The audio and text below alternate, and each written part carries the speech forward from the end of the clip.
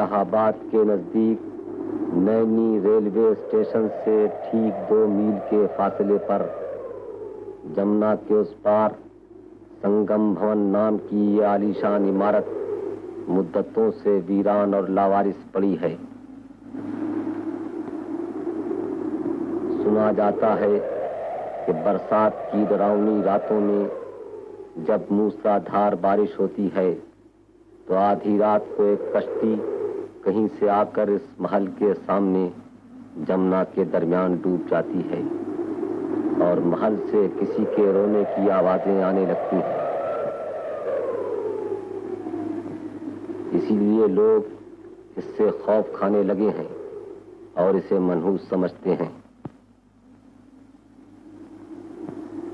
मगर इस उजाड़ महल के एक टूटे फूटे क्वार्टर में एक बूढ़ा माली अब तक रहता है। इसी बूढ़े माली की बयान की हुई एक अजीब कहानी इस महल के मुताल्लिक मशहूर है कि यहाँ मोहब्बत का एक बड़ा ही दर्दनाक वाकया गुजरा है। जी हाँ सरकार, इस महल में मोहब्बत का एक बड़ा ही दर्दनाक वाकया गुजरा है। 40 या 45 वर्ष हुए एक गुमनाम शख्स नदी के रास्ते रातों को कहीं से आकर यह महल बनवाता और सुबह होने से पहले ही चला जाता। जब यह महल बन चुका तो एक खूबसूरत औरत उसके साथ आई और यहां रहने लगी। वो सारा दिन बड़ी बेचैनी से रात का इंतजार करती और दिन ढलते ही नदी के किनारे अपने प्रीतम की राह तकने के लिए जा बैठती। आंधी हो या तूफान, वो शख्स ठीक अपने वक्त पर आधी रात को यहां पहुंच जाता और सुबह होने से पहले ही रुखसत हो जाता। एक रात के मूसलाधार बारिश पड़ रही थी। जमुना में भरी बरसात का भयानक तूफान आया हुआ था। मोहब्बत की कश्ती डगमगाती डोलती अपनी मंजिल की तरफ चली आ रही थी कि जमुना के किसी भंवर में फंसकर डूब गई। लेकिन डूबते डूबते नदी की मौजों से एक आखिरी पैगाम आया कि गम न कर नाकामनी। हमारी मजबूत मोहब्बत पर तकदीर के इस जबरदस्त हमले से तुम निराश न होना। मोहब्बत हारी नहीं, हारेगी नहीं। मैं फिर आऊंगा, जरूर आऊंगा। कामनी इस वादे पर जमुना की मौजों में अपना सुख और चैन ढूंढती फिरती रही। आखिर एक रात वो खुद भी किसी भंवर में फंसकर डूब गई और उनके अरमानों का ये खूबसूरत महल वीरान हो गया। 40 वर्ष के बाद आप पहले आदमी हैं जो इसे फिर से आबाद करने आए। बस? जी हाँ, बस। कहानी खत्म हो गई। नहीं, खत्म नहीं हुई, अधूरी रह गई। तुमने ये तो बताया नहीं कि वो लोग कौन थे। वो कौन थे और कहाँ के रहने वाले थे, ये राज तो वो अपने साथ ही ले गए। उनके जाने के बाद ना तो कोई उन्हें पूछने वाला आया, ना ही कोई जानने वाला आया। तुम कब से यहाँ हो? मैं तो शुरू से ही यहाँ हूँ। इस महल के बाप मेरे ही हाथों के लगाए हुए। हुजूर ने तो ये महल खरीदा है। हुजूर को तो उनका पता निशान मालूम होना चाहिए। नहीं, हमने इसे सरकारी नीलाम में लिया था और नीलाम के कागजात में इसे लावारिस बताया गया है। इसलिए इसके मालिकों या वारिसों का हमें भी कोई निशान नहीं मिल सका। लेकिन तुम्हें अगर पता निशान कुछ नहीं मालूम तो क्या नाम भी नहीं मालूम? नौकरों को अपने मालिक का नाम किस तरह मालूम हो सकता है जब तक कि उनको बताया ना जाए। उन्होंने कभी बताया नहीं, यहाँ उनका नाम लेकर किसी ने पुकारा नहीं और मैंने कभी पूछा नहीं। खैर, दोबारा ये गलती न करना। अब एहतियात के तौर पर तुम्हें अपने नए मालिक का नाम मालूम हो जाना चाहिए। शायद कभी ऐसी जरूरत महसूस हो। मेरा नाम हरिशंकर है। ये क्या फरमा रहे हैं आप? आपको सारा कानपुर जानता है, ये सारा इलाहाबाद जानता है आप एक मशहूर जज के लड़के हैं। भगवान करे आप यहाँ आबाद हों, फूलें फलें। अच्छा, आप सफर से थक गए होंगे, अब आप आराम फरमाएं। वो सोने का कमरा है, बिस्तर वहां बिछा हुआ है। मेरे लिए और कोई सेवा सरकार?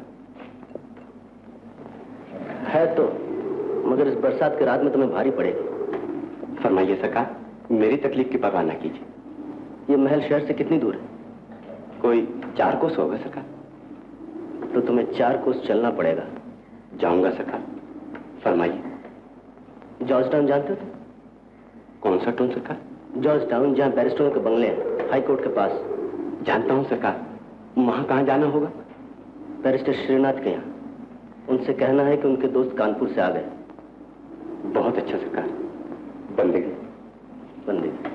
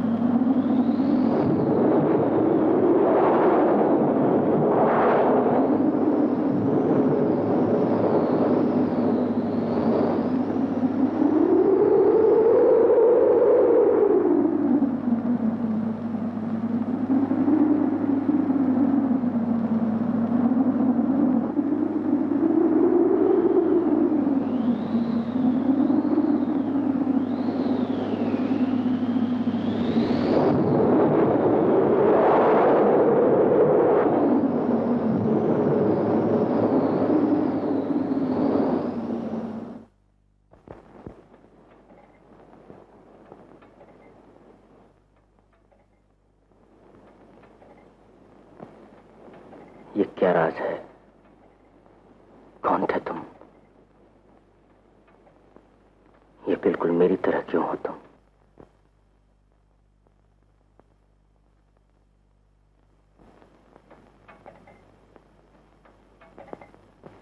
कहीं मैं तुम्हारा दूसरा जन्म तो नहीं हूं?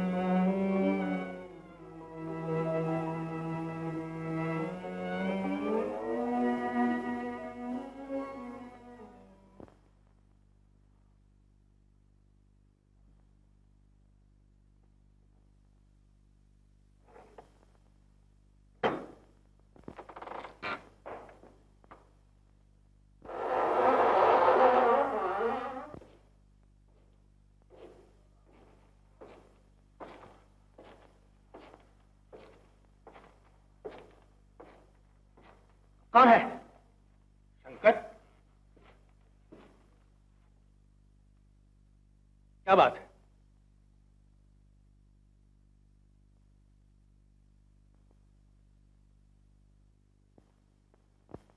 क्या बात है शंकर? क्या हुआ? जरा ठहरो, मुझे होश में आने दो। मैं जरा खामोश रहना चाहता हूं।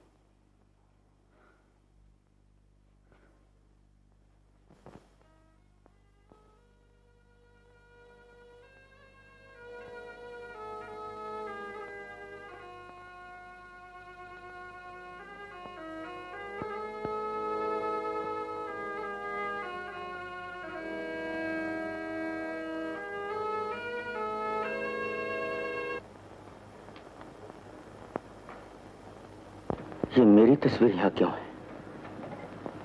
श्रीनाथ, कहीं ऐसा तो नहीं कि अपने पिछले जन्म में मैंने ही ये महल बनवाया हो और वो अधूरी मोहब्बत की हो जिसे मुकम्मल करने के लिए अपने इस जन्म में मैं यहां आ गया हूं। ये महज एक इत्तेफाक है। अगर ये इत्तेफाक है तो बहुत खतरनाक, और अगर ये इत्तेफाक है तो वो मैंने क्या देखा? वो भटकती हुई रूह। दरअसल तुम पर उस माहौल का असर हो गया है। वो कुछ नहीं है, वो एक वहम था। नहीं, मैं वहम नहीं, हकीकत हूं।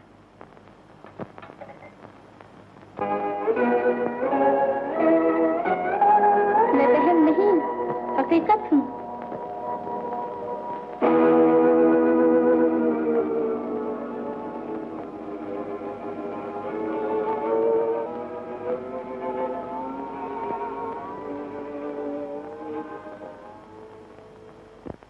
वाकई ये मकान निहायत मनहूस और खतरनाक है, इसीलिए तुम्हारे पिताजी से खरीद कर पछता रहे हैं। तुमने बड़ी गलती की कि तुम आधी रात को अकेले यहाँ पहुंच गए। मैं इसलिए यहाँ अकेला आया था कि जो कहानी इस महल के बारे में मशहूर है उसकी मैं भी जरा तहकीक कर लूं। लेकिन मुझे क्या खबर थी कि ये दर्दनाक कहानी मेरी ही पिछली जिंदगी की निकलेगी। नहीं नहीं, यह बिल्कुल गलत है। आओ चलो।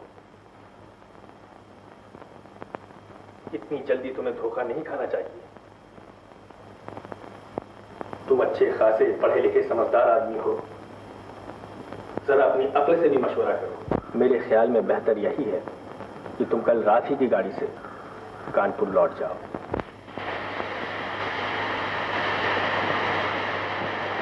ये तुमने बड़ी अक्लमंदी से काम लिया कि तुम वापस कानपुर चले जाने पर राजी हो गए।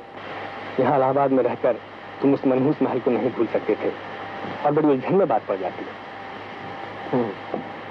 ये तुम्हें मालूम ही है कि जज साहब मुझे कई बार हुक्म दे चुके हैं कि मैं जल्द से जल्द इस मुसीबत को, जो उन्होंने गलती से मोल ले ली है, बेच दूं या नीलाम कर दूं। और ये तुम भी जानते हो कि जज साहब के मिजाज के खिलाफ कोई कदम उठाना कितनी खतरनाक गलती है। बेशक वैसे भी तुम्हें ऐसे खतरनाक खेलों से बचना चाहिए, क्योंकि तुम्हारी जिंदगी और तुम्हारे दिलो दिमाग पर तुम्हारी मंगेतर का हक है। तुम उसकी अमानत हो। हाँ हाँ, मगर महल को बेचना मत। पिताजी को समझा देना कि वो बिक नहीं सकेगा। उसके बिकने से शायद मुझे सदमा होगा और वो मुझे उम्र से याद रहेगा। अच्छा तब मैं चलता हूँ। हाँ देखो, मेरा कुछ जरूरी सामान वहाँ रह गया, तुम उसी वक्त उसे अपने यहाँ लेके आओ। अच्छी बात है, मैं उसी तरफ से होता जाऊंगा।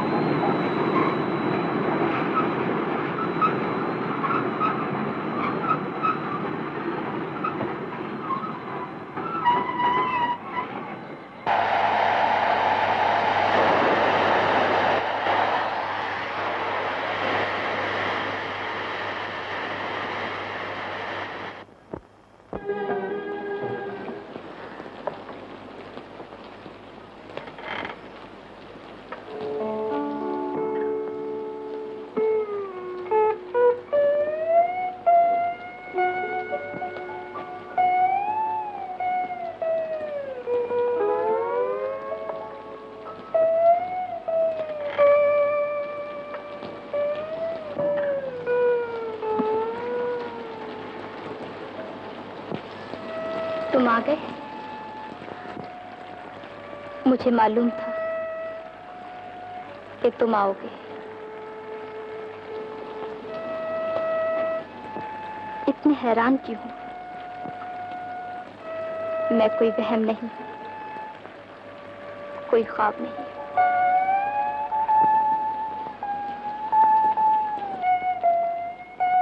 मुझे गौर से देख लो।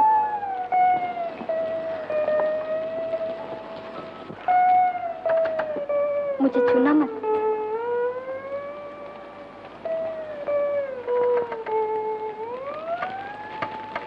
मुझे सिर्फ देखो, मुझसे बातें करो। कौन हो तुम? शंकर!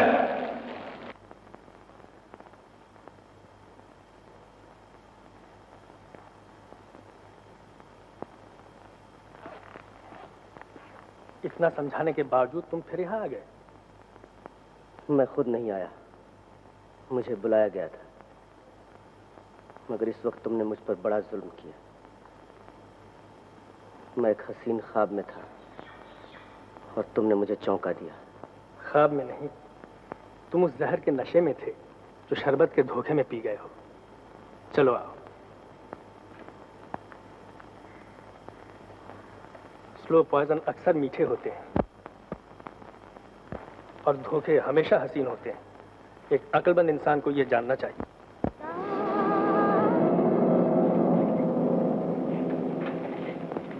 हैरो, क्या तुम अपने अक्लो होश बिल्कुल गंवा बैठे हो?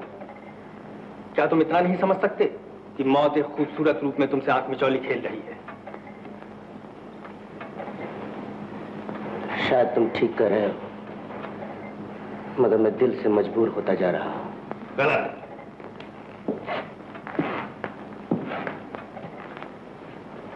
इंसान के पास सिर्फ दिल ही नहीं, दिमाग भी है। जानवर भी जब किसी जाल में फंसने लगता है तो एक बार भड़कता है। तुम इंसान होकर भी नहीं चौंकते? वकील साहब, मोहब्बत के इस मुकदमे में बहस की जरूरत नहीं। आप जीत नहीं सकते। आओ आओ। कहाँ जा रहे हो?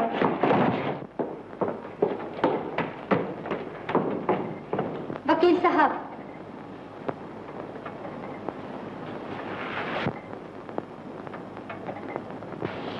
सुबह हो रही है, मैं जा रही हूँ। लेकिन मैं आपसे ये कहे जाती हूँ, मेरे और उनके दरमियान आने की कोशिश न कीजिए, वरना पछताइएगा आप।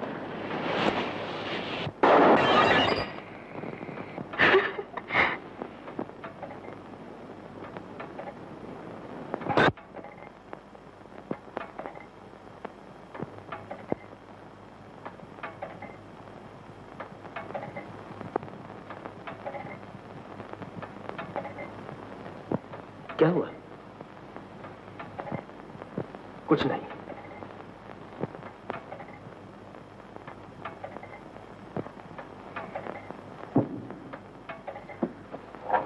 कौन?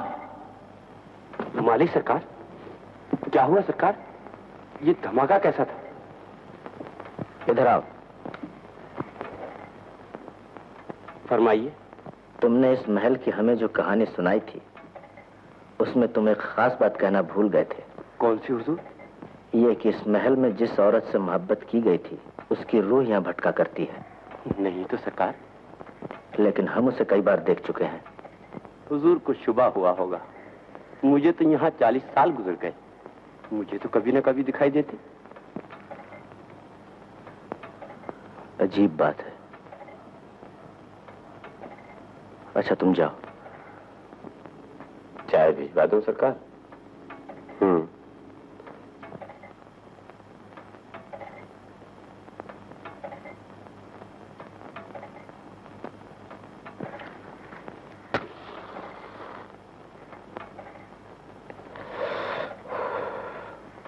शंकर, मैं तुमसे आखिरी बार पूछता हूं।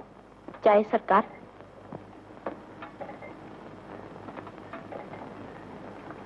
रख दो यहीं।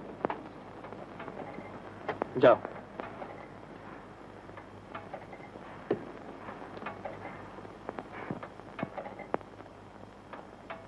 मैं तुमसे आखिरी बार पूछता हूँ, क्या तुम ये मनहूस मकान नहीं छोड़ोगे? नहीं। तो फिर इस अंगारों के खेल में तुमने मर जाने की ठान ली है। अंगारों के इस खेल का अगर यही अंजाम है तो मुझे इसमें भी कोई एतराज नहीं। तो फिर मुझे ये मकान बेच देना पड़ेगा। हरगिज नहीं, तुम इसे नहीं बेच सकते। वो देखा जाएगा।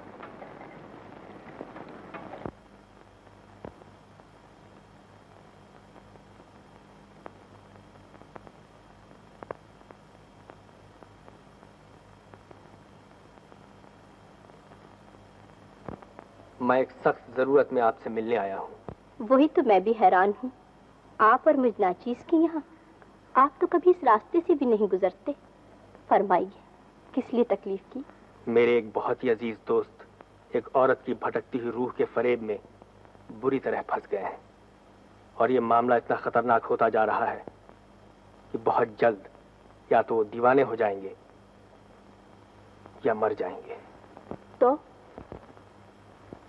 तो मैं चाहता हूं कि किसी तरह उनकी तवज्जो उधर से हट जाए, ताकि हमें उनकी शादी करने के लिए कुछ वक्त मिल सके। आप दोनों चूंकि लोगों के ख्यालात बदल देने में काफी तजुर्बा और शोहरत रखती हैं, इसीलिए मैं आपके पास हाजिर हुआ हूं।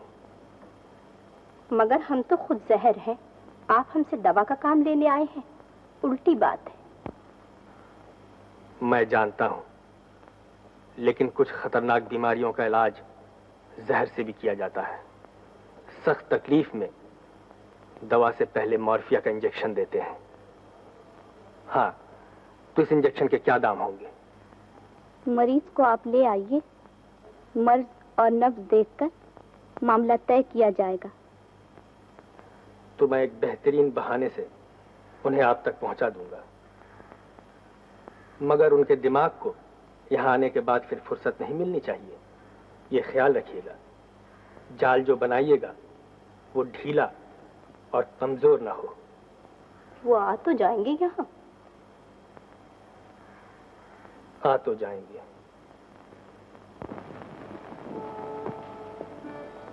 वो तशरीफ ले आए। उनको रात के 1 बजे तक इंतजार कराओ, इस तरह कि जाने ना पाए।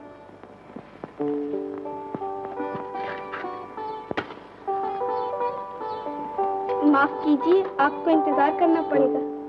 कितनी देर? कुछ देर। अच्छी बात है, मैं इंतजार करूंगा, लेकिन आप उनसे फरमा दीजिए कि मैं उनसे मिलने के लिए बहुत बेचैन हूँ। मैं आपका ये पैगाम पहुंचा दूंगी। अच्छी बात।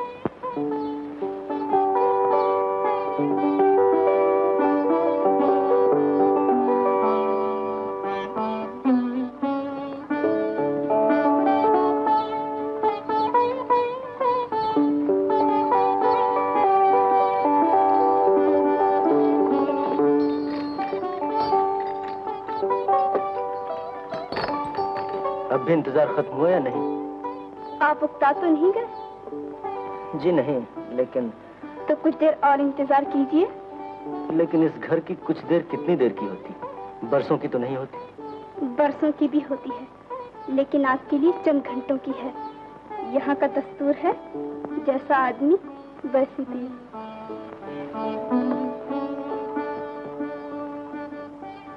आइए हुजूर।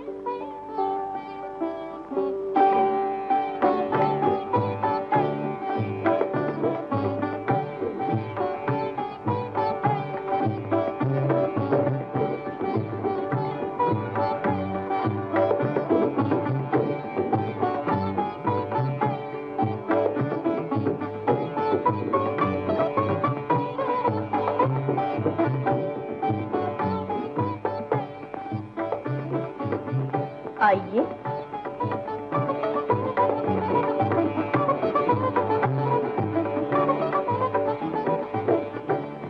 तशरीफ रखिए।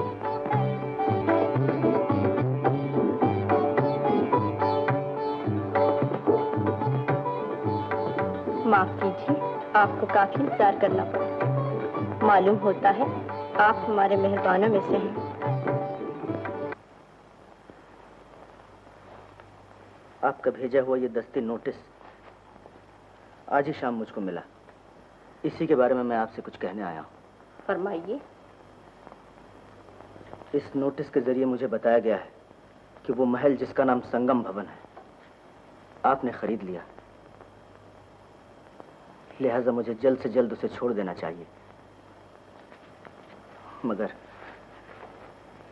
मैं उसे नहीं छोड़ सकता, इसलिए आपके पास ये इल्तिजा लेकर आया हूं कि मुझ पर रहम फरमाइए, उसे मेरे हाथ बेच दीजिए।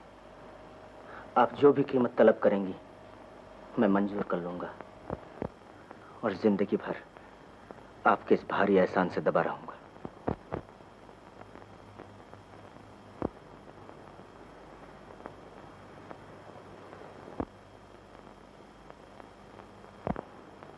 तो फरमाइए।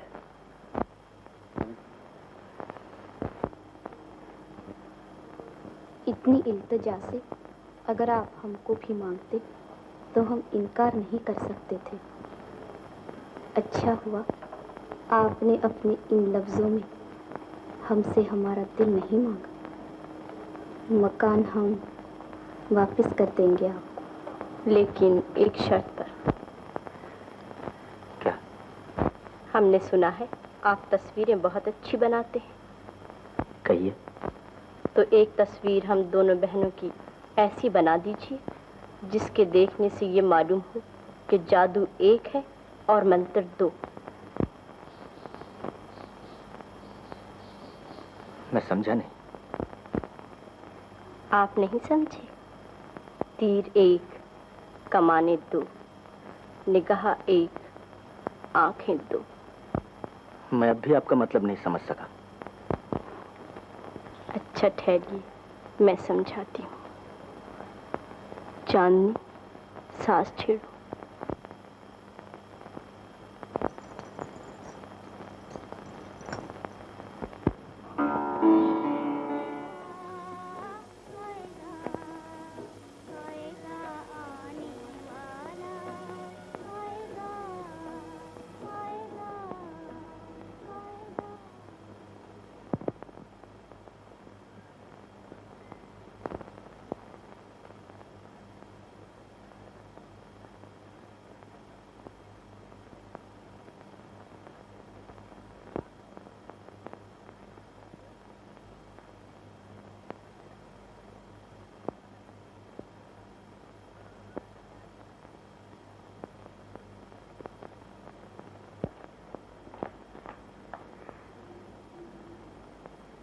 वाह, मैंने तो आपके शिकार को आपके जाल के नीचे ला डाला और आप फंदे तक नहीं खींच सके। सारा खेल बिगाड़ दिया आपने। पंछी एक बार जाल से निकल चुका, अब वो और ऊंचा उड़ेगा। खैर, अब मैं कोई दूसरा रास्ता अख्तियार करूंगा।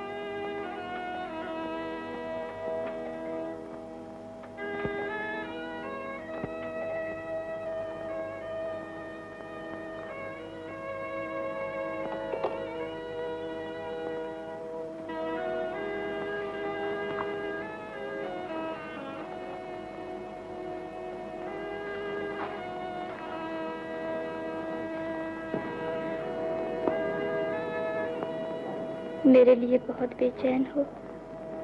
बहुत।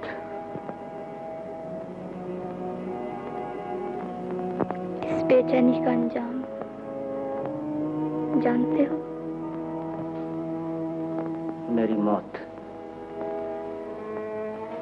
फैसला कर लिया? मेरी तरफ गौर से देखो।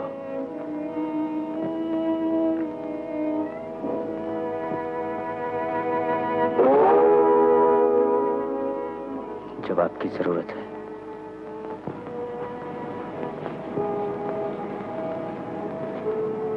आओ।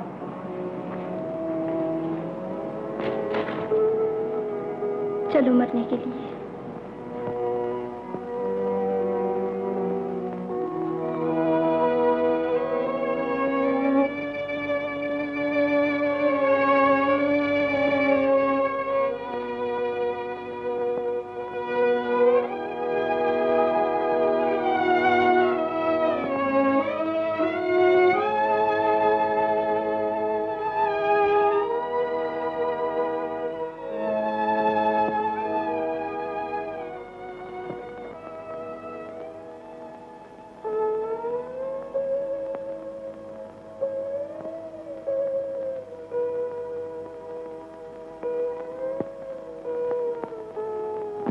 ये कौन सा रास्ता है? तुम्हें याद नहीं रहा? तुम्हें तो कुछ भी याद नहीं रहा। इंसान अपने पिछले जन्म की हर बात भूल जाता है। इसीलिए तुम भूल गए हो कि तुम्ही ने पिछले जन्म में मेरे लिए ये महल बनवाया था।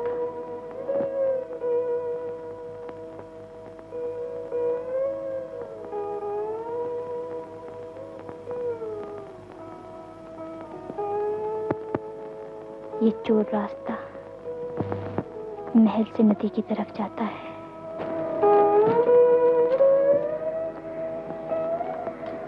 तुम इसी रास्ते से मुझसे मिलने आया करते थे, लेकिन मैं अब तक आत्मा हूँ। इसीलिए मुझे तुम्हारी और अपनी पिछली जिंदगी की एक एक बात याद है। वो तुम्हारा दीवानगी के साथ मुझसे मोहब्बत करना, वो दुनिया के दुश्मन रिवाजों से दूर तुम्हारा मुझे इस महल में लाके छुपा देना, वो मेरा अकेले दिन दिन भर तुम्हारे इंतजार में यहाँ तड़पना, वो तुम्हारा हर हाल में हर रात कोसों दूर से मुझसे मिलने आना, और एक रात इसी तरह यहाँ आते हुए तुम्हारा नदी की मौजों में उछल हो जाना, और मेरा तुम्हारी याद में तड़प तड़प कर मर जाना। मुझे अच्छी तरह याद है, अच्छी तरह याद है। तुमने दूसरा जन्म ले लिया और पिछली जिंदगी के गमों से छुटकारा पा लिया, लेकिन मैं अब तक तुम्हारे लिए भटकती फिरती थी, तुम्हें ढूंढती फिरती थी, कभी मौत की वीरानियों में, कभी जिंदगी की गुंजान आबादियों में, कि तुम आए और मैंने तुम्हें पहचान लिया। मैं तुम्हें याद नहीं हूं, लेकिन मेरी मोहब्बत तुम्हारे दिल में बहुत पुरानी है। वही तुम्हें यहाँ खींच लाई है, और उसी ने तुम्हें फिर मुझ पर मरने के लिए आमादा किया है, क्योंकि सिर्फ यही हमारे मिलाप का रास्ता है।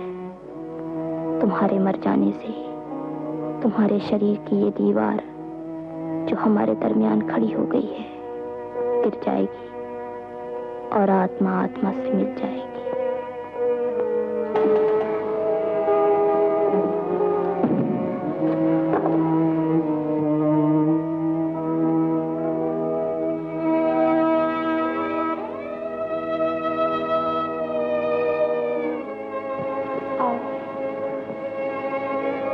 मुझसे मिलने के लिए तुम्हें यहाँ से गिरकर उस गहरे पानी में डूबना पड़ेगा। अच्छा,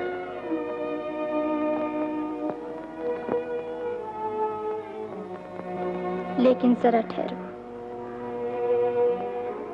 जरा ठहरो, मुझे डर लगता है कि फिर ऐसा ना हो कि मौत के अंधेरे में तुम कहीं फिर ओझल हो जाओ।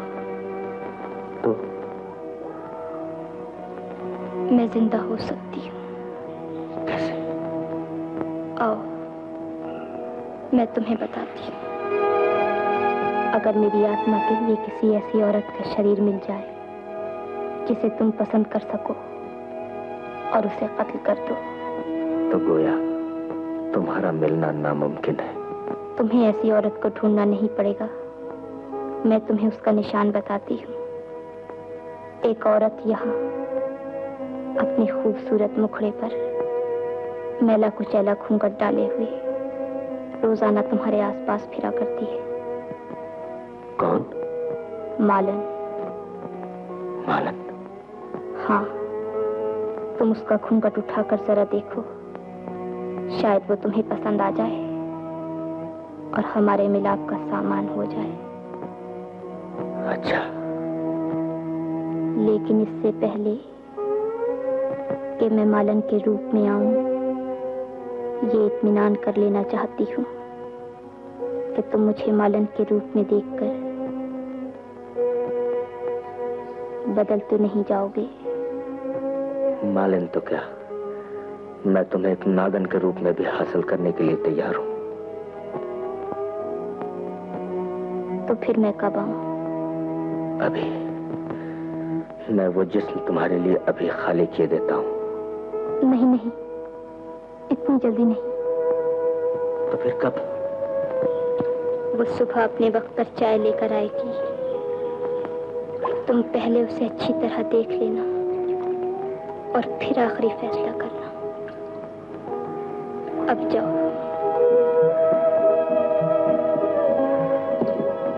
और मिलाप की सुहानी सुबह का इंतजार करो।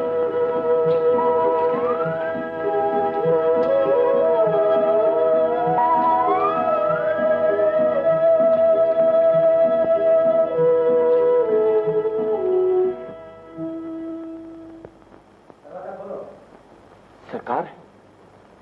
सरकार? हाँ, कहिए। चाय आज जरा जल्दी चाहिए। बहुत अच्छा। क्या बात है सरकार? कुछ नहीं, तुम चाय जल्दी भिजवा देना। क्या बजे? कोई 7 बजे सरकार? नहीं, 6 बजे।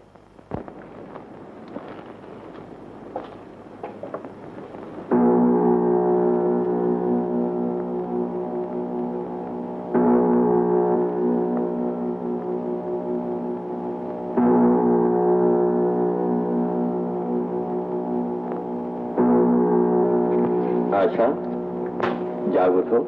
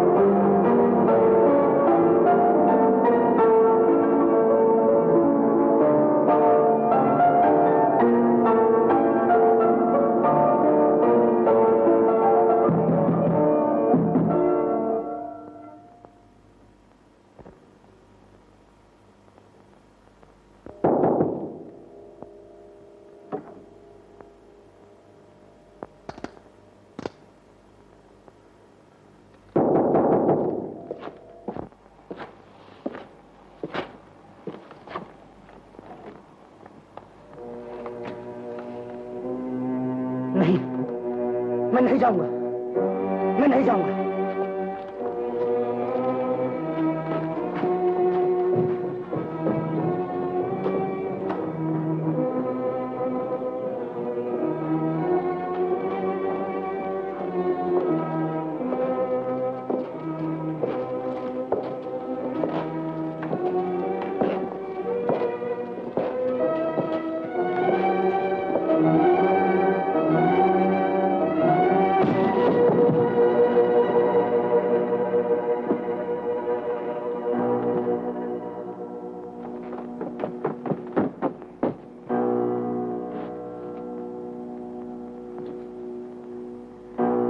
क्या ये मर गया?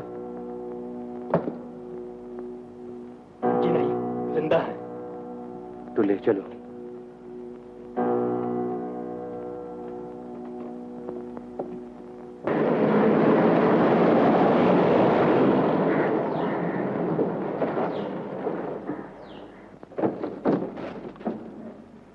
शंकर,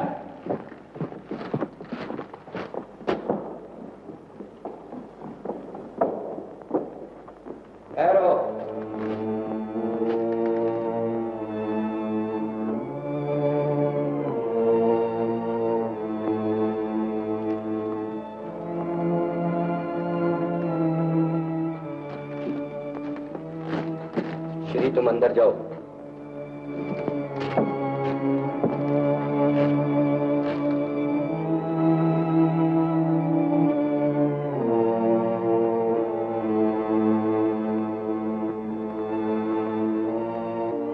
तुम माने नहीं?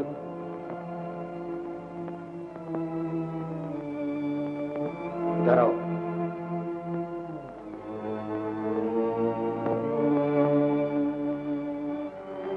बैठो। तो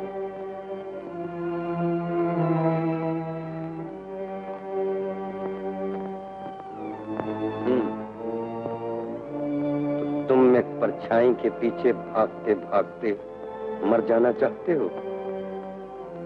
तुम बगैर किसी कसूर के अपनी मंगेतर के साथ अन्याय करना चाहते हो? इधर देखो, तुम जीते जागते इंसानों का खून निचोड़कर मुर्दों पर छिड़कना चाहते हो? यही चाहते हो ना? तुम जाना चाहते हो? जा सकते हो, लेकिन मुझको रास्ते से हटाकर, और मैं वो भारी पत्थर हूं जिससे ठोकर खाए बगैर तुम अपनी बर्बादी के रास्ते पर आगे नहीं बढ़ सकते, समझे? और अगर जा नहीं चाहते हो तो लो लो लो।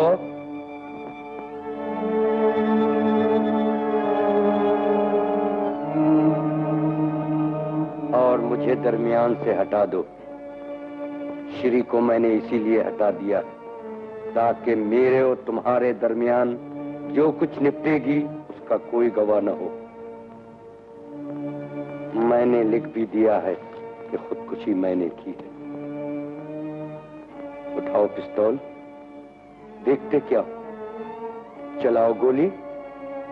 मेरा सीना काफी चौड़ा है और तुम्हारा निशाना भी कुछ झूठा नहीं। उठाओ पिस्तौल।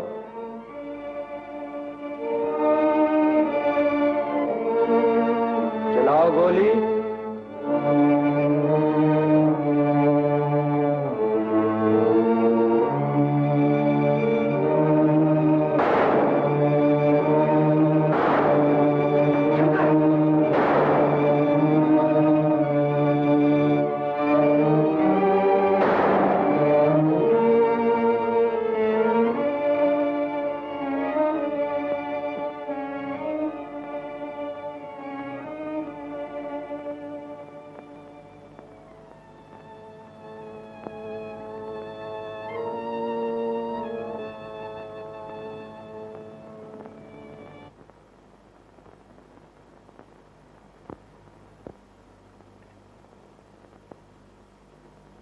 तुमने इससे क्या मतलब लिया?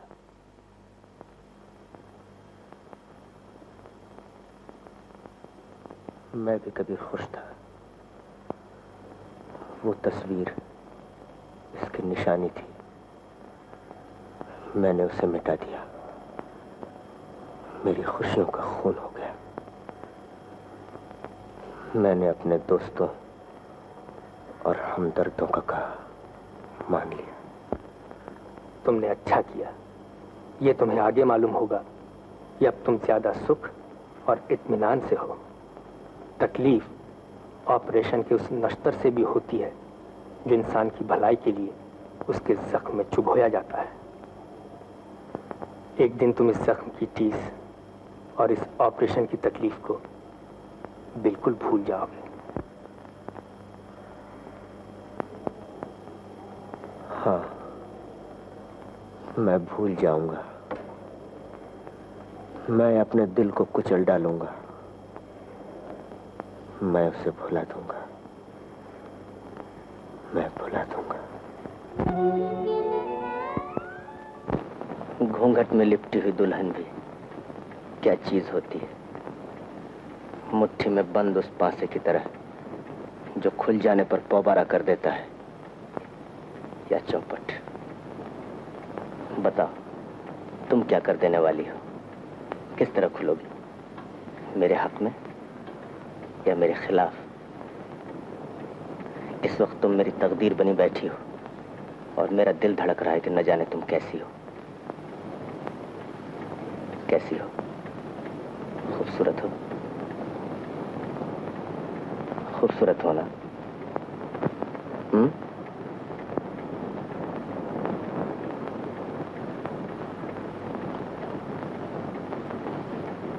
हाथ तो बहुत खूबसूरत है, गोरा,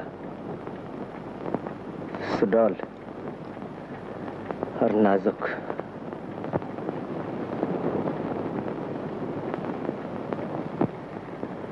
अब मैं इत्मीनान से घूंघट उठाकर अपनी तकदीर देख सकता हूं। शर्माती हो मुझसे? रोशनी से? अच्छा,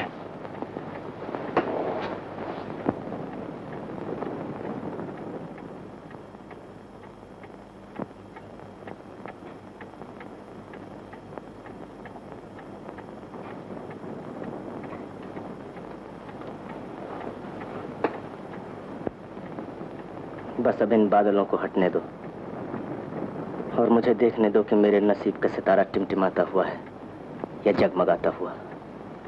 मुझे परखने दो, चमकती हुई चीज सोना है।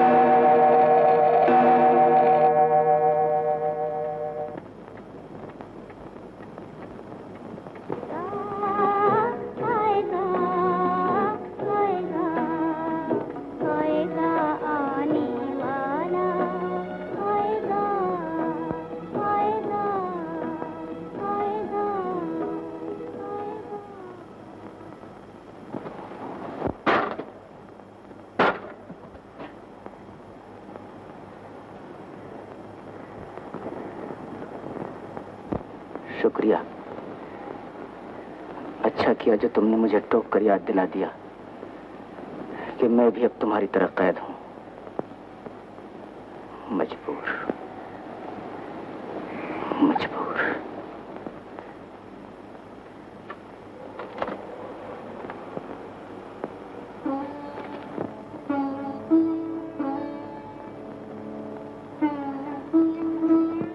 क्या हुआ रंजना? मेरा बड़ा सख्त अपमान हुआ भाभी। उन्होंने मेरा घूंघट उठाते उठाते इस तरह छोड़ दिया जैसे फूले से कोई पाप करने लगे थे, मगर संभल गए और मुझे हैरान परेशान छोड़कर बाहर चले गए। तो फिर लौट कर नहीं आए? फिर अगर लौट के ना आते तो अच्छा था। मेरे भविष्य का यहीं और इसी रात फैसला हो जाता। लेकिन कुछ देर बाद लौट कर आए और कहने लगे, रंजना, मैं तुम्हें कहीं दूर ले जाऊंगा और फिर तुमसे मोहब्बत करूंगा। लेकिन मैं नहीं समझ सकी कि उनकी इस बात का मतलब क्या है।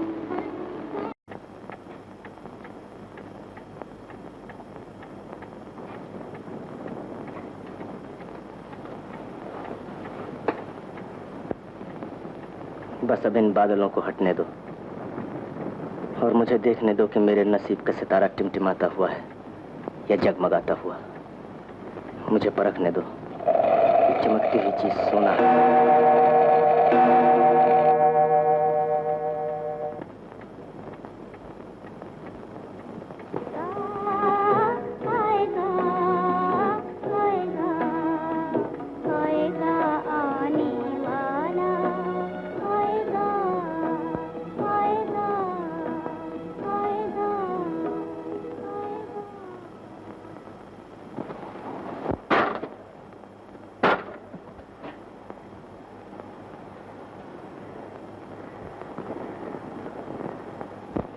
शुक्रिया। अच्छा किया जो तुमने मुझे टोक कर याद दिला दिया कि मैं भी अब तुम्हारी तरह कैद हूं। मजबूर।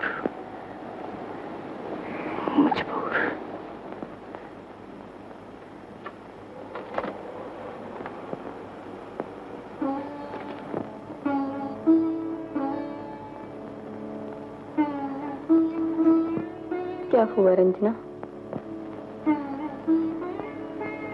मेरा बड़ा सख्त अपमान हुआ भाभी।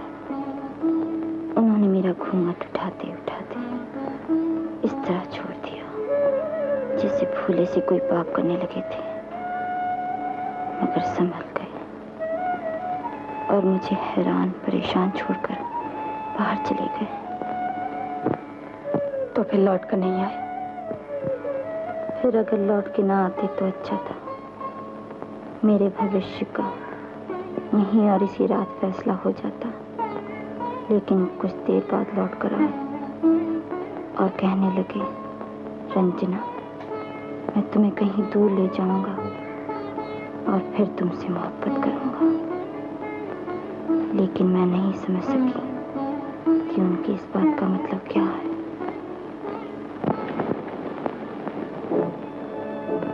मुझे डर है कि यहाँ हर रात कहीं न कहीं से कोई न कोई घड़ी 2 बजाकर उसका पैगाम मुझ तक पहुंचाती रहेगी कि मुझे मत भूल जाना।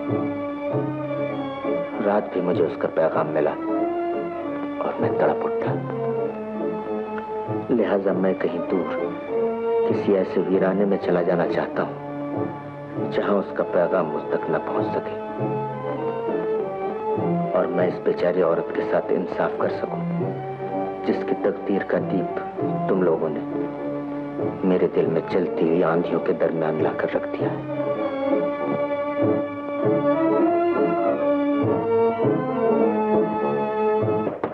पोस्टमैन,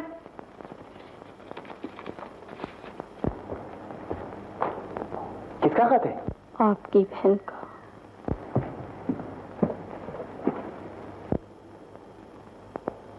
दो साल हो गए, लेकिन भाभी, सुहाग रात का पड़ा हुआ घूंघट मेरे चेहरे पर अब तक पड़ा है और मुझे कुछ ऐसा मालूम होता है कि ये घूंघट यूं ही मेरे संग चिता तक जाएगा, क्योंकि मैंने भी अपने दिल में ये ठान ली है कि जब तक वो खुद मेरा घूंघट नहीं उठाएंगे मैं भी अपनी शक्ल उन्हें नहीं दिखाऊंगी।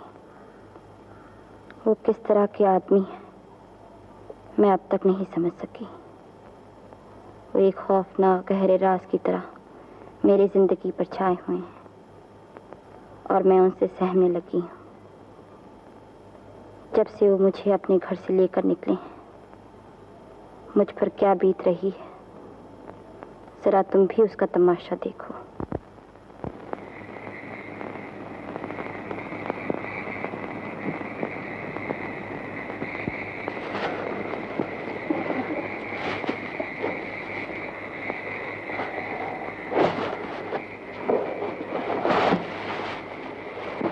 चला नहीं जाता। जरा हिम्मत से काम लो रंजना, तुम्हें तो अभी मेरे साथ जिंदगी का काफी सफर तय करना बाकी। मैं बहुत थक गई हूँ। अच्छी बात है, जरा सुस्ता लो।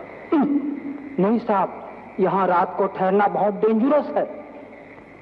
वो सामने के पहाड़ों पर वो मशहूर डाक बंगला है, कल रात तक हम वहां पहुंच जाएंगे। चलिए।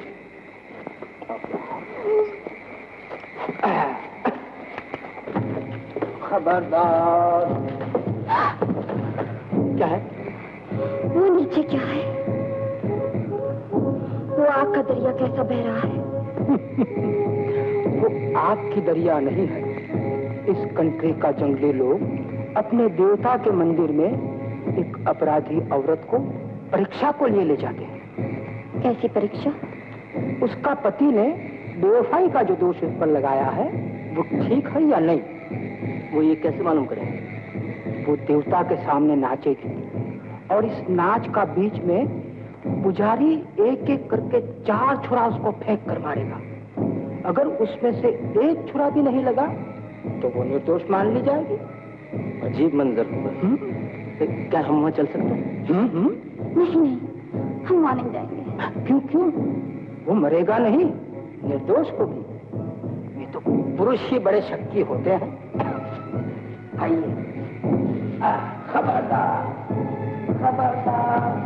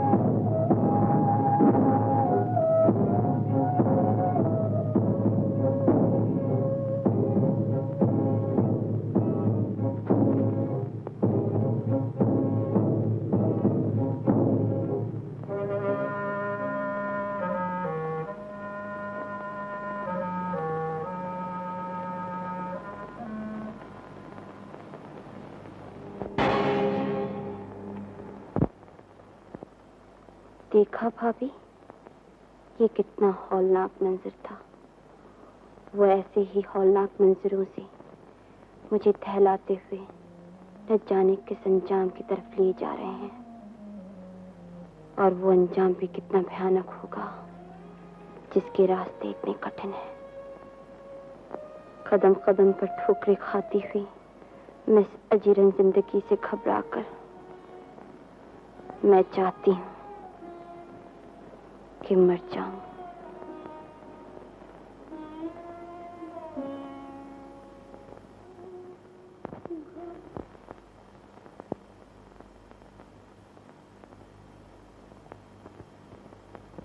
जना, घबराओ नहीं, मैं सितमगर नहीं हूं। मैं तुम्हारा हमदर्द हूं। मेरे लिए गलत राय कायम न करो। आओ। क्या करूं? राय गलत होती ही जाती है। इन दो चार रूखे फीके लफ्जों से क्या होता है? इन लफ्जों का एतबार कर भी लूं तो जो कुछ बीत रही है उसे क्या स्वप्न समझ लूं, और अगर इसे स्वप्न समझ भी लो तो ये स्वप्न ही कितना भयानक है, कितना डरावना है।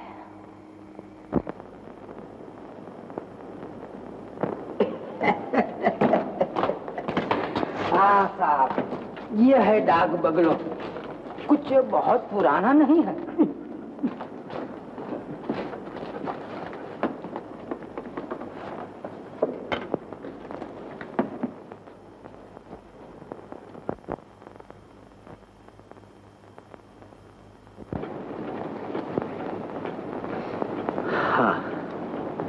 कितना सुकून है।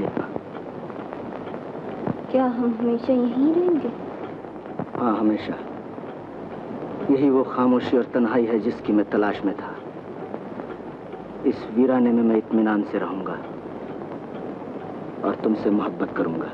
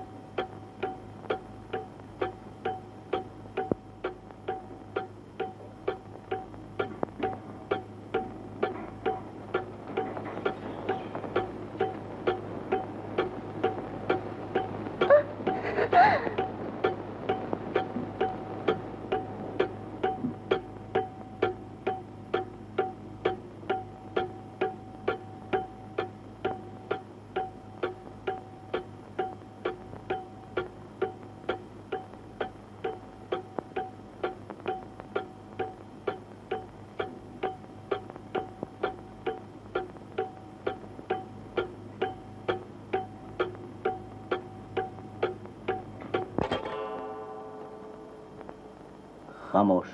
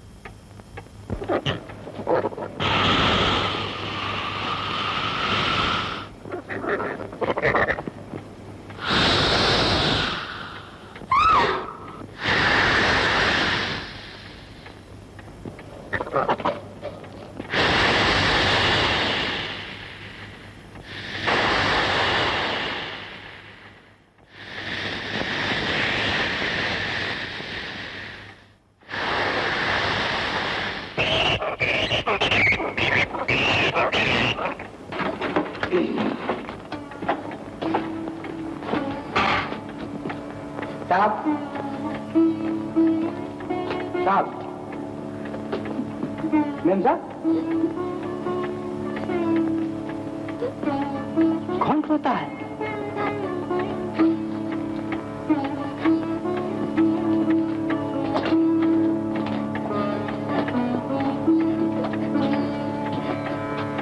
मेम साहब, क्या हुआ?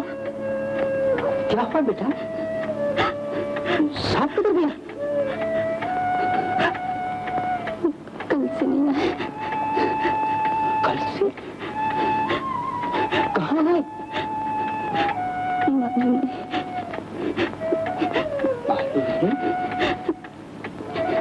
डेंजरस, बहुत डेंजरस।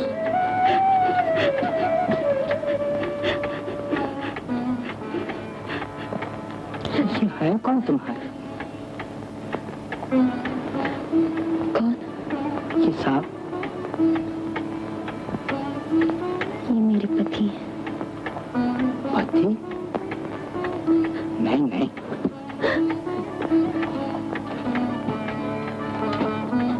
पति ऐसा नहीं होता।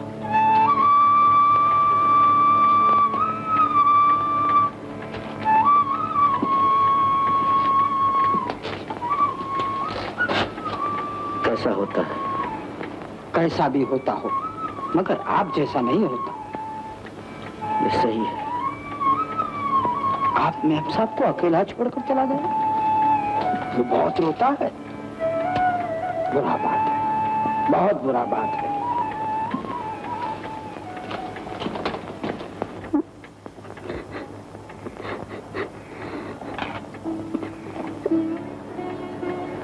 अंजना, मैं अपने बर्ताव पर तुमसे बहुत शर्मिंदा हूँ। लेकिन आप किस बर्ताव की आखिर वजह क्या है? आखिर वजह क्या है? मैं आपकी पैर पड़ती हूँ, मुझे बता दीजिए आपका मतलब क्या है? इस अंधेरे में मेरा दम घुटा जाता है। मैं बहुत परेशान हूँ। अगर आप मुझे नहीं चाहते तो मुझे जिंदा रहने पर इस्रार नहीं है। मैं अपने आप मर जाऊंगी, मैं संसार वीरानी में कहीं गुम हो जाऊंगी, मैं आपकी जिंदगी से चुपचाप निकल जाऊंगी। लेकिन मुझे बताइए तो सही, मुझसे कुछ कहिए तो सही। मैं आपसे वादा करती हूँ, मैं जरूर मर जाऊंगी। आप मुझे बिन बात इतनी बड़ी सजा न दीजिए। एक निर्दोष और कमजोर औरत को इस बेदर्दी से कुचल कुचल कर धरा धरा कर माना बहुत जाने वाला।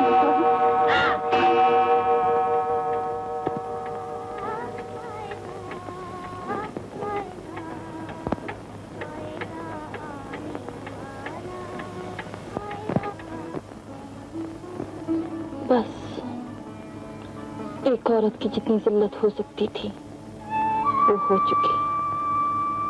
अब मैं और कुछ नहीं सह सकती।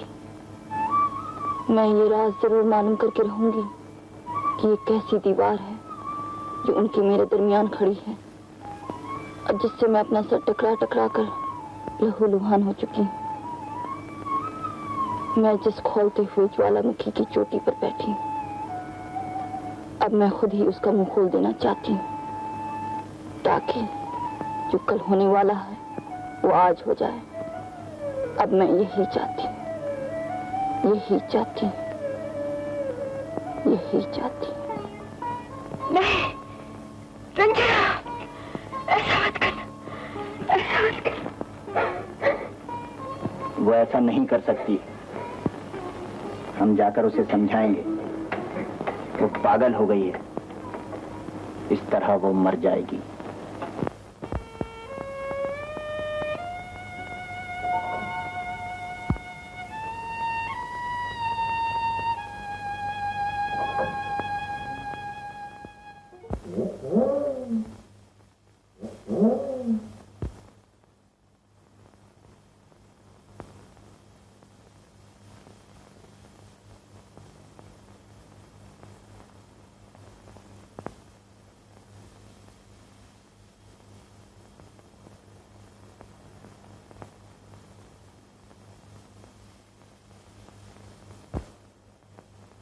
मेरे दुश्मन, मैंने तुम्हें पहचान लिया। आज मैं तुमसे मालूम करूंगी ये क्या राज है कि जब भी वो मेरे पास आने लगते हैं तुम उन्हें टोक देती हो। वो किसका पैगाम है जो तुम उन्हें पहुंचाते हो?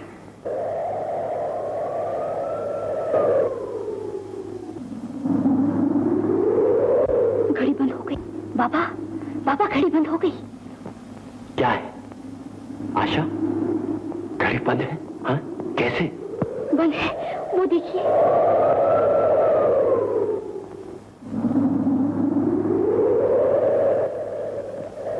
ये तो कभी बंद नहीं हुई। ये तो बहुत बुरा शुगुन है।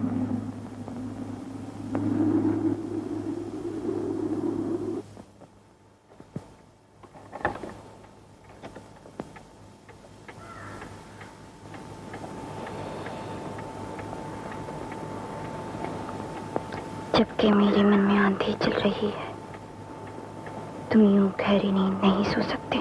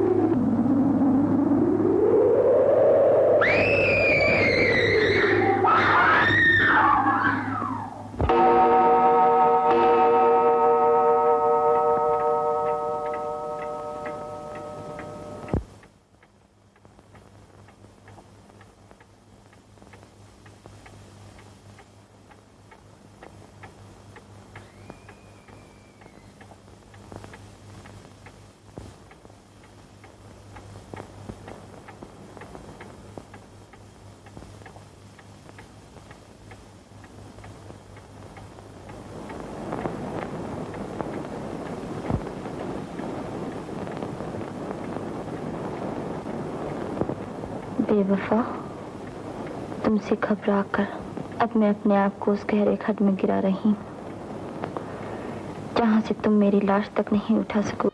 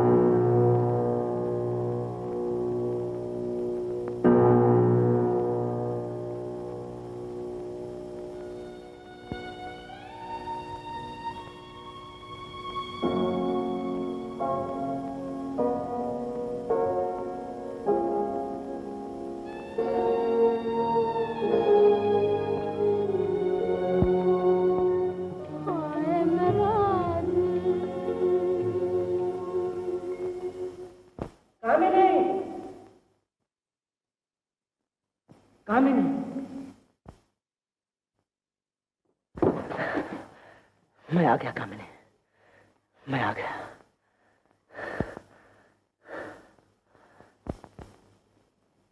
आ गए तुम? कहाँ थे? मैं बड़ी मजबूरी और बेबसी में गिरफ्तार था, लेकिन मैं तुम्हारे लिए बहुत परेशान रहा, बहुत बेचैन रहा। मैं इसका यकीन करती हूँ।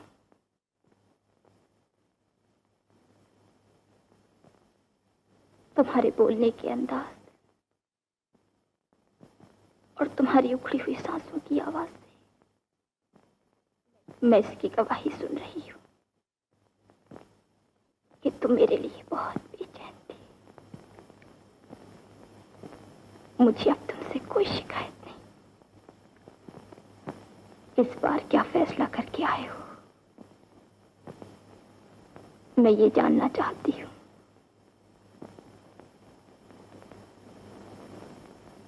इस बार मैं मरने आया हूं या तुम्हें हासिल करने।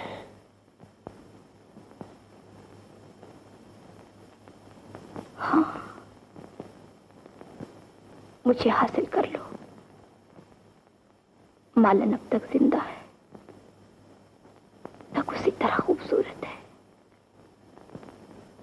मैं अब तक तुम्हारे लिए बेकल हूं और मैं एक बार करती हूं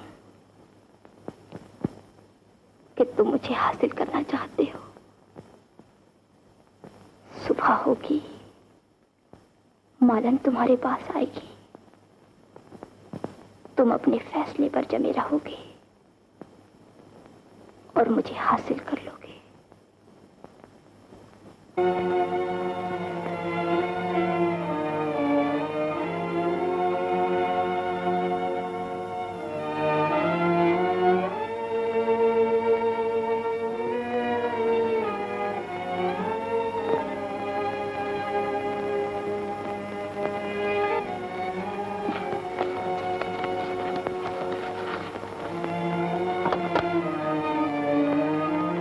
नमस्ते भाभी।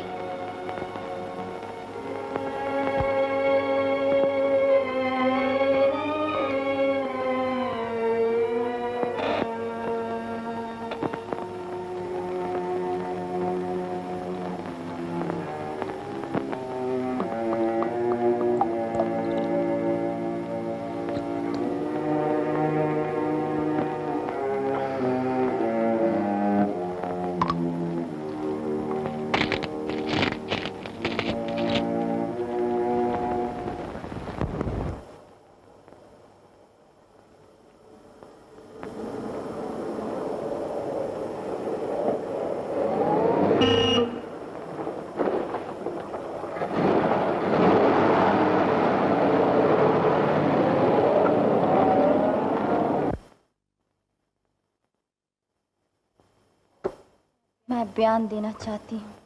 बहुत अच्छा। दीवान जी, रोजनामचा लाइए। आपका नाम? रंजना। सम्मात रंजना देवी। आपका पता?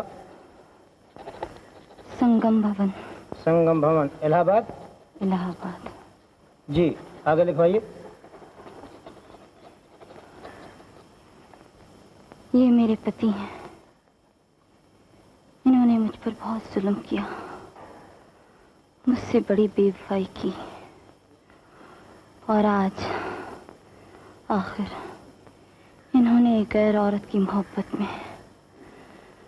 मुझे जहर दे दिया। जहर? आपको जहर दिया गया? अब्दुल, डॉक्टर को बुलाओ जल्दी। मेरे दस्तखत ले लीजिए जल्दी। भला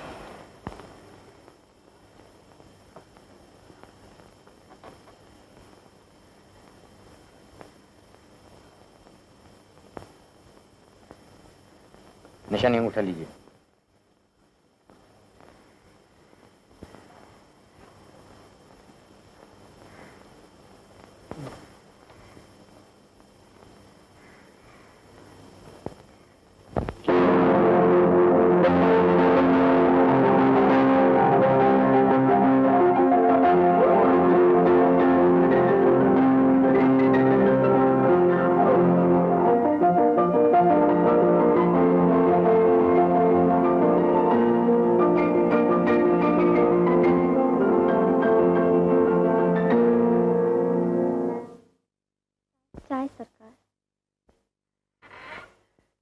रख दो।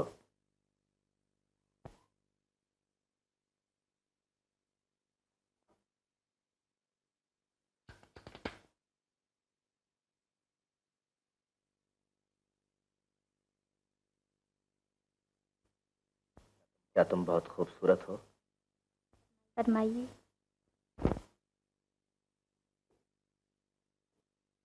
मैं तुम्हें देखना चाहता हूं। अपना घूंघट उठाओ। कौन? पुलिस। क्या है? आप गिरफ्तार किए जाते। क्यों? तुमने कत्ल किया। नहीं। तुमने कत्ल किया। तुम अपनी बीवी से नफरत करते थे और इसी नफरत की वजह से तुमने उसे धोखे से जहर देकर मार डाला। नहीं। यकीनन तुम अपनी बीवी से नफरत करते थे। तुमने अपनी बीवी की सूरत जिंदगी में एक बार भी नहीं देखी। तुमने उसे देखा? हाँ। तुम झूठे हो। तुमने अगर उसे देखा है तो ये लो और इन मुख्तलिफ तस्वीरों में से पहचानो उस औरत की तस्वीर कौन सी है जिसने अपनी जिंदगी का एक जमाना तुम्हारे साथ गुजारा। यही है तुम्हारी बीवी। इनमें से कोई भी तुम्हारी बीवी नहीं थी।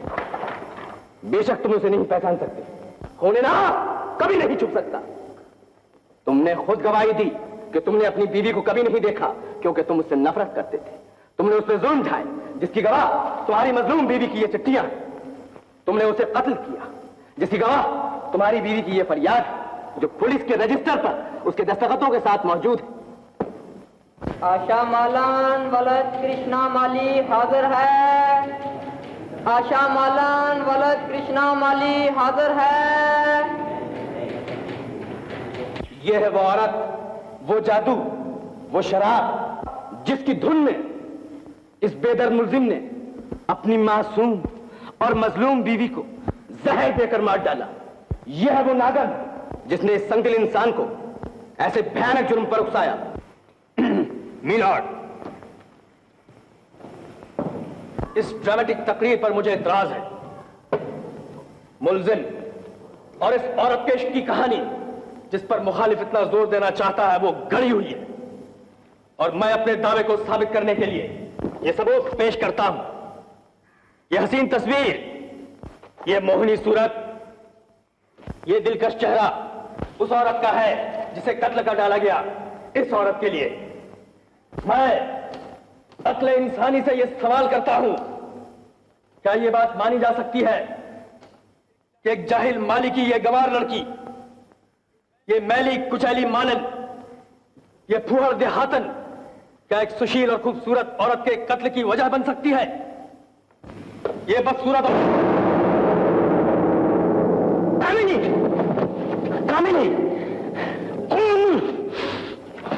मेरा असली नाम आशा है। मैं कृष्णा माली की लड़की हूँ। मैं इस मुकदमे में जो बयान देने वाली हूँ उसका एक एक लफ्ज़ तवज्जो के लायक है।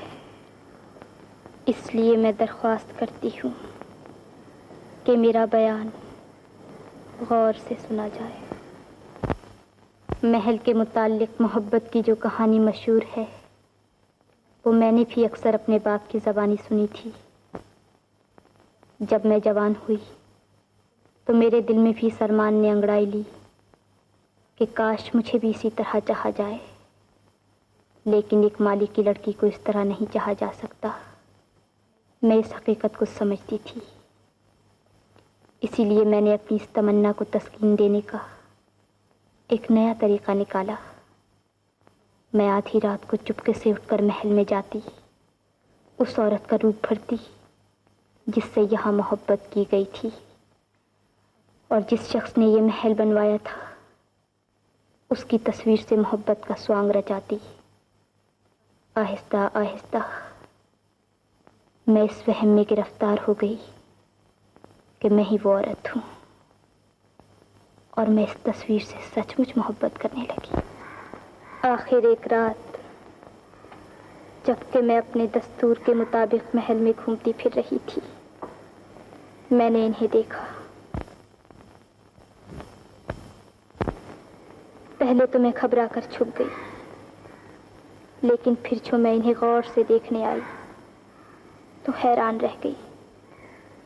ये वही थे जिनकी तस्वीर महल में मौजूद थी। ये वही थे जिनका मैं बरसों से इंतजार कर रही थी, और ये फिर जन्म लेकर यहाँ आए थे। मैं नजदीक ही छुपी हुई इन्हें देख रही थी। ये अपनी तस्वीर से सख्त परेशान थे और मेरे बारे में भी बहुत हैरान। ये खुद ही मुझे अपनी कामनी की रूह समझ रहे। इनके इस वहम से फायदा उठाने का मैंने उसी वक्त फैसला कर लिया था, ताकि ये अच्छी तरह मेरी मोहब्बत में गिरफ्तार हो जाए, और इन्हें यकीन दिलाने के लिए कि वाकई मैं कामनी की बेकरार आत्मा हूँ, मैंने महल के चोर रास्तों से खूब काम लिया। मुझे डर ये था अगर इस मोहब्बत के आगे बढ़ने से पहले इन्हें ये मालूम हो गया कि मैं माली की लड़की हूँ तो मेरा सुहाना ख्वाब टूट जाएगा। और जब मुझे ये यकीन हो गया कि अगर अब इन पर यह बात जाहिर भी हो जाए कि मैं एक माली की लड़की हूँ, फिर भी ये मुझसे नफरत नहीं करेंगे, तो मैंने अपने आप को इन पर जाहिर कर देने का फैसला कर लिया। मैंने इनसे कहा, मैं जिंदा हो सकती हूँ अगर तुम मुझे मालन के शरीर में देखना पसंद करो तो उसे कत्ल कर दो, ताकि मेरी भटकती हुई आत्मा उसके मुर्दा शरीर में समा जाए। मेरा मतलब था जब वो मालन को पसंद करने के लिए मेरा ही घूंघट उठाएंगे तो मुझे पहचान जाएंगे। हालांकि मैं ये जानती थी कि ये बहुत खतरनाक तदबीर है, इसमें मेरी जान जाने का भी खतरा है, लेकिन मैं इनकी मोहब्बत में ये खतरा भी मोल लेने पर तैयार हो गई। मगर अफसोस, ना मैं कत्ल हो सकी, ना मैं इन्हें पा सकी, और मेरा सुहाना ख्वाब टूट गया। अदालत, और हाज़रीन अदालत, मुल्जिम बिल्कुल बेकसूर है और बेगुनाह है। मैं इन पुरजोर अल्फाज के साथ अब अपना बयान सफाई शुरू करता हूं। यह दावा ही सरासर गलत है कि मुल्जिम ने अपनी अय्याशी के लिए एक औरत के बाद दूसरी औरत को कत्ल किया। यह एक महज कयास है, इसका सबूत कुछ नहीं। खून के ऐसे संगीन मुकदमे में बेदलील दावे करना, मनगढ़ंत कहानियां गढ़ना एक और खून बहाने के बराबर ही जुर्म है। किसी से बेपनाह मोहब्बत करना और उसे न भूल सकना, बताओ दुनिया की किस कानून की रूह से जुर्म है? मगर तुम्हारे मुल्जिम ने उसे फिर भी भूल जाने की कोशिश की, लेकिन तुम्हारी ही मजलूम औरत ने उन जख्मों को कुरेदा जो भर जाने वाले थे, उस आग को दहकाया जो सर्द हो जाना चाहती थी। उसने जुर्म किया, जैसा कि खुद उसकी इन चिट्ठियों से जाहिर है। उसने जिद और झुंझलाहट में अपने आप को खुद ही ज्वालामुखी के दहाने में गिरा दिया। आज अगर तुम इस झुंझलाई हुई औरत की झुंझलाहट और क्रियाहट की सजा एक ऐसे बेकसूर शख्स को देना चाहते हो जो खुद ही मजलूम है, तो फिर कानून के ढेर इन सैकड़ों मुकदमों के फैसलों और इंसाफ की इन हजारों दास्तानों को भुला दो, जला दो। ऐ इंसाफ की होशियार निगाहो, इधर देखो। इन धुंधलाई हुई वीरान और उदास आंखों में झांको, जिनमें बर्बाद जिंदगी की धूल उड़ रही है। ढूंढो इनमें कत्ल और खून की सुर्खी कहां है, और बताओ इनमें वो चिंगारियां कहां है जो एक खूनी की आंखों में चमकती है। गुनाह और बेगुनाही की जांच करने वालों, इस पर न जाना कि मेरे पास इस तगासे के जवाब में कागजी बात नहीं है। लिहाजा फैसला करते वक्त इंसाफ को कागज के बाटों में न तोल देना, यह न भूल जाना।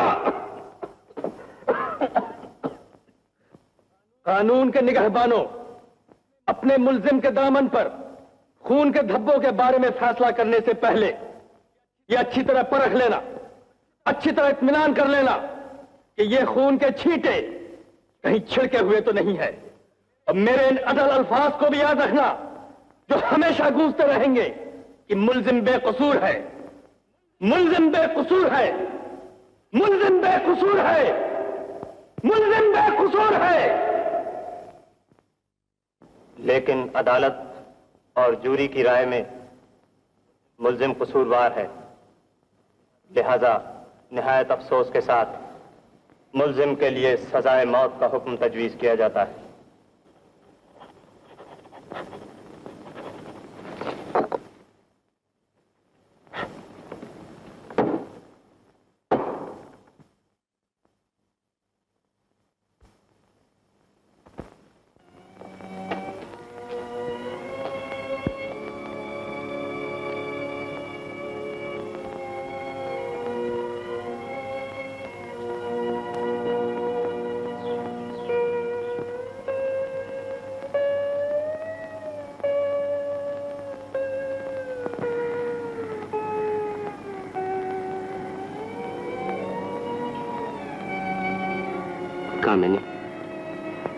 मैंने तुम्हें यह कहने के लिए बुलाया है कि कल मैं इस जिंदगी से जा रहा हूं,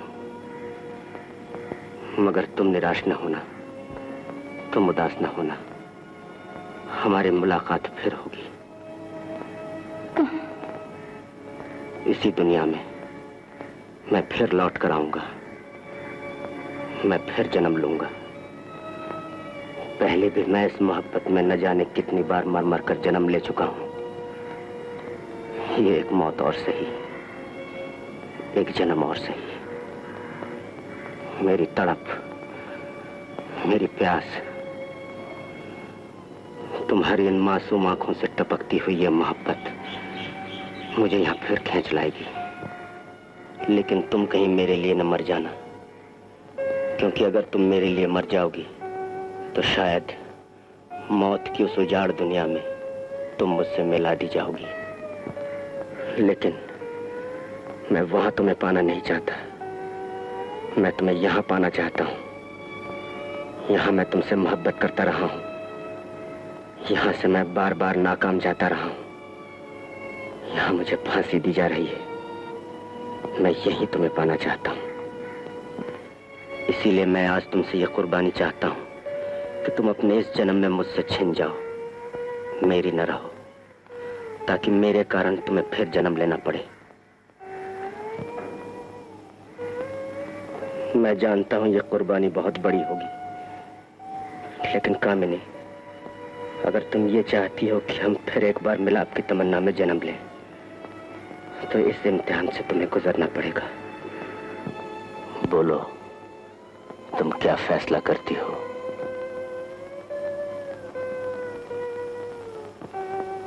तुम्हारे लिए, तुम्हें पाने के लिए मैं हर इम्तिहान से गुजर जाऊंगी। तुम बहुत कीमती हो और मैं तुम्हें पाना चाहती हूँ। ये कुर्बानी जो तुमने मांगी है, ये 1000 बार मरने से भी ज्यादा कठिन है, और एक औरत के लिए और भी कठिन। लेकिन तुम मुझे अगर इस कीमत में भी मिल जाओ, तो ये सौदा मेरे लिए महंगा नहीं। मैं तैयार हूं। श्रीनाथ,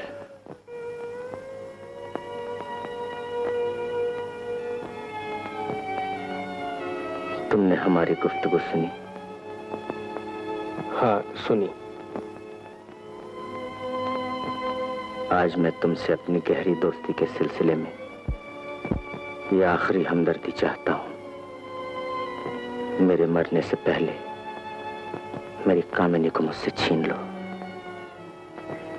इनसे शादी कर लो, ताकि मेरी बदकिस्मती का ये आखिरी तीर भी इसी जन्म में मेरे दिल पे लग जाए और अगले जन्म में कोई जख्म खाना बाकी न रहे।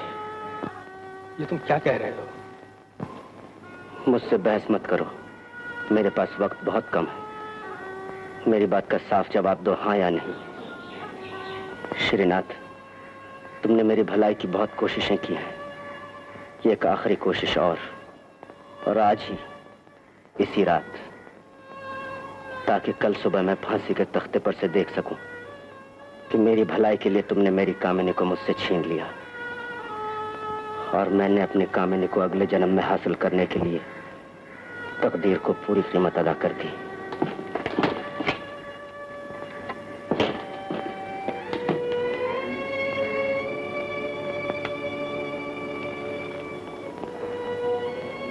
अब कुछ देर मेरी तरफ देखती रहो।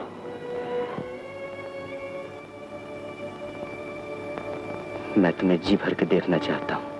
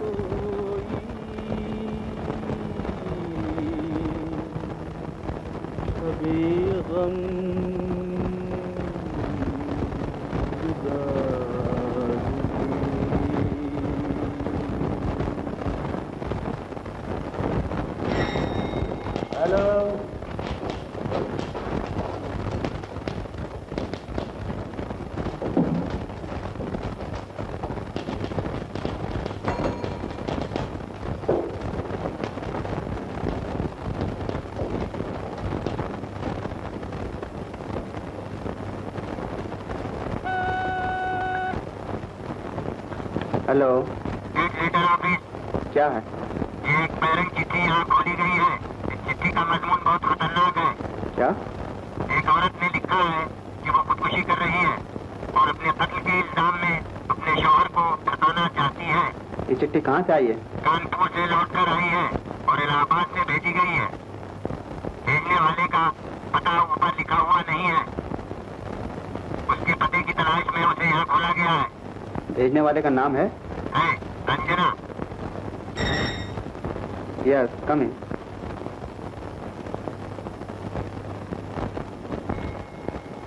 Police headquarter.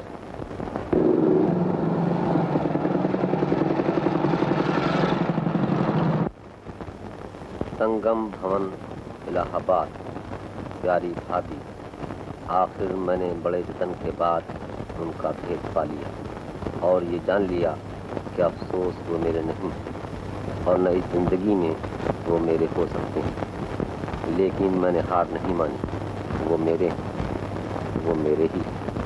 मैं अगर उन्हें यहाँ नहीं पा सकती तो मैं दूसरी दुनिया में उन्हें पाऊंगी जिसकी सरहद मौत के पार से शुरू होती है। और उन्हें पाने ही के लिए मैं आज मौत के पार जा रही हूँ और उन पर ये इल्ज़ाम लगाते जा रही हूँ कि उन्होंने मुझे जहर देकर मार डाला ताकि वो मेरे कत्ल के जुर्म में मौत की सजा पाकर मेरे पास पहुँच जाए।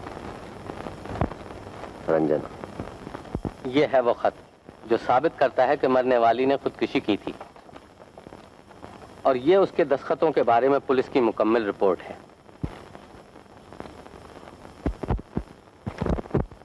और अब आपको जल्द से जल्द इन पर गौर करके इस नतीजे पर पहुंचना है कि आया गलत दलीलें और गलत सबूत इंसाफ को बहकाकर किसी बेकसूर को फांसी के फंदे की तरफ तो नहीं लिए जा रहे।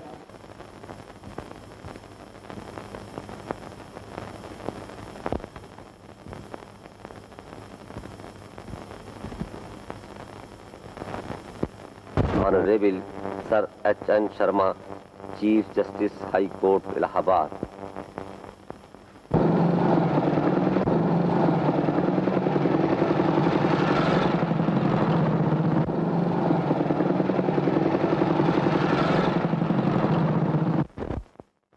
चीफ जस्टिस का हुक्मनामा है।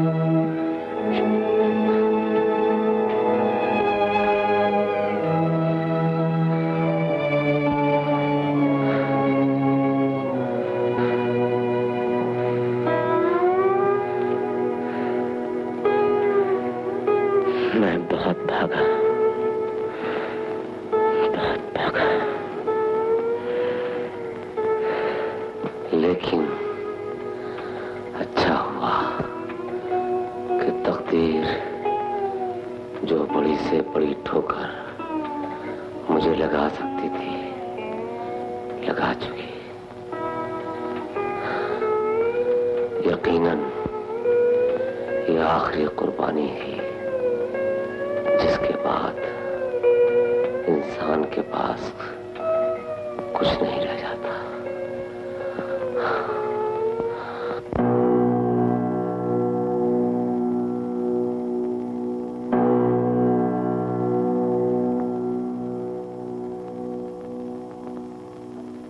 मुझे सख्त अफसोस है कि मेरी हर हमदर्दी तुम्हें बहुत महंगी पड़ती रही और मेरी दोस्ती से तुम्हें बड़ा नुकसान पहुंचता रहा। लेकिन मैं उन सारे नुकसानों की आज तुम्हें कीमत अदा कर दूंगा। निराश मत हो। तुम जिस उलझन में गिरफ्तार बैठे हो उसका हल मेरे पास है। इधर देखो। इतना जब्त मत करो। इंसान इतना जब्त नहीं कर सकता। शंकर,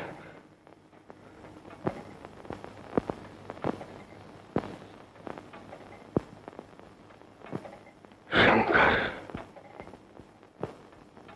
तुमने बड़ा जब्त किया। इंसान इतना जब्त नहीं कर सकता था।